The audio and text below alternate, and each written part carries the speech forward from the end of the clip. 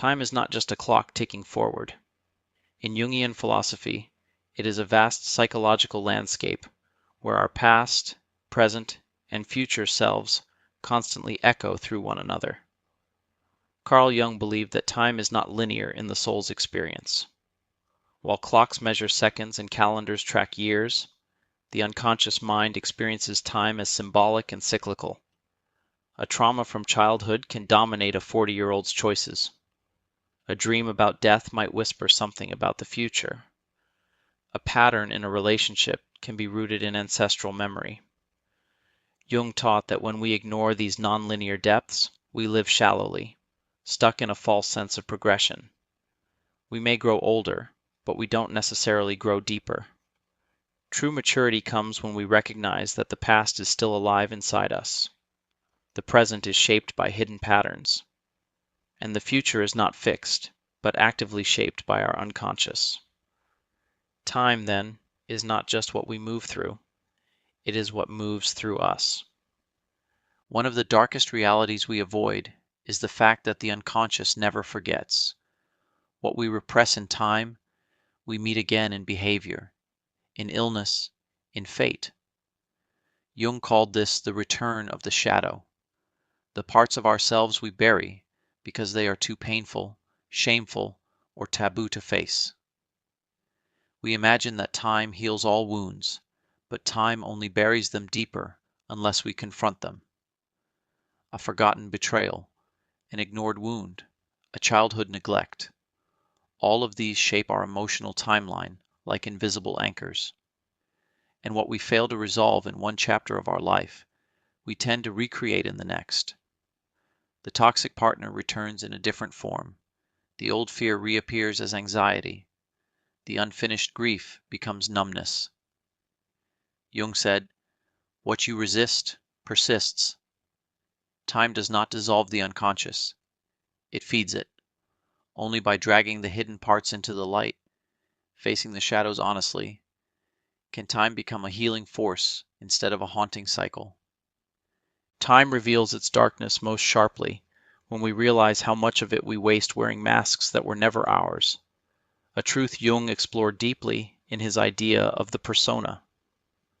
The persona is the face we wear to fit into society, the role, the image, the identity we perform to be accepted. It is necessary for social life, but deadly when mistaken for the self. Over time, many people lose their connection to their authentic being because they become trapped in a role. The good son, the achiever, the nice girl, the provider, the rebel. They live decades in performance, only to wake up one day with an inner scream.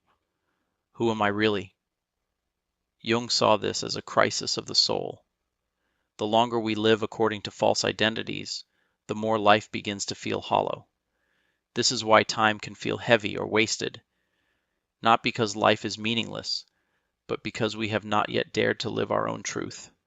And the longer we delay that confrontation, the louder the soul begins to revolt.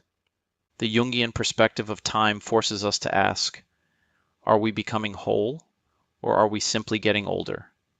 Jung saw life as a journey of individuation, the process of integrating all parts of the self, including the unconscious, the shadow, the inner child, and the deeper self. Time, in this view, is not a straight road to death, but a spiral staircase into the soul. Yet many live as though youth is the peak, and aging is decline, a tragic misreading of time's purpose. Jung argued that true spiritual depth often only begins in midlife, when the ego cracks, when success stops satisfying, when masks fall off. That's when people start hearing the inner voice they once ignored. If youth is about building the ego, adulthood is about breaking it open. Time, then, is not the enemy. The real danger is not using time to become more real, more whole, more self-aware. We do not fear time. We fear what it reveals when we are no longer distracted by noise. In the deeper dimensions of time, dreams play a mysterious role. They are messengers from the timeless unconscious, trying to speak to your waking self. Jung believed that dreams are not random, but symbolic dialogues from the soul, expressions of your emotional truth that the conscious mind often denies. A dream may show you your forgotten child self, your repressed rage, your unlived desires, or even events yet to come. This is where time becomes eerie and nonlinear. 7 people have dreamt of deaths before they happen, remembered ancestral traumas they never personally lived, or seen symbols that only made sense years later. Time in the unconscious is like a vast ocean. Everything is happening, has happened, and could happen, all at once. To ignore your dreams is to ignore the voice of the timeless within you. And when we fail to listen, we become strangers to ourselves, wandering through time with eyes open, but soul asleep. One of the most brutal realities about time is that it will pass, whether you are awake or not. And if you're not conscious, it will turn you into someone you never chose to be. Jung often spoke of collective unconscious forces, the archetypes, systems, and social patterns that shape our psyche without us even realizing. If we do not become aware of these forces, they run our lives.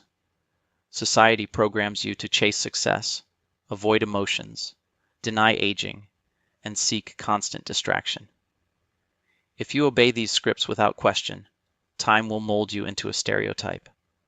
But if you dare to awaken, to ask real questions, to break inner patterns, to reflect deeply, you interrupt the default timeline. You reclaim your story. Time becomes an ally instead of an oppressor. Every year becomes a deepening, not a decay. But that transformation is only available to those who are willing to become conscious, not just of the world, but of their inner world. Mortality, the final and darkest reality of time, is not meant to paralyze us, but to awaken us. Carl Jung did not see death as annihilation, but as transformation, a necessary threshold into the deeper mysteries of being. Yet we avoid thinking about death. We pretend we have endless time. We delay dreams. We numb ourselves with triviality. But in doing so, we cheapen the gift of being alive. Jung believed that accepting death is essential for true psychological wholeness. When we face death, really sit with it, we stop playing small. We stop holding back our voice, our art, our truth. We realize that time is sacred because it ends. Life becomes urgent, meaningful, precious. People who integrate death into their awareness live more fully, not recklessly, but intentionally. They no longer fear aging. They no longer need approval. They live each day as if it matters, because it does. This is the awakening that time demands from all of us. And perhaps the most haunting, beautiful, and liberating truth about time, through the eyes of Jung, is this. Everything you are seeking in time already exists within you. Now. We chase the future. For happiness, for validation, for success, for peace, imagining that one day we will become something greater. But Jung's psychology teaches that the self, the true, whole, integrated being, already exists deep within you. It is not created in time, it is discovered through time. The journey is not about becoming someone else, but returning to who you always were beneath the layers. This is why time can feel both like a burden and a blessing.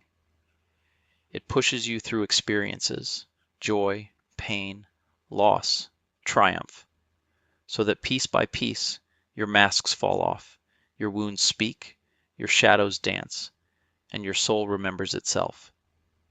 And in that remembrance, the illusion of time fades, and what remains is presence, depth, wholeness, eternity living inside the now.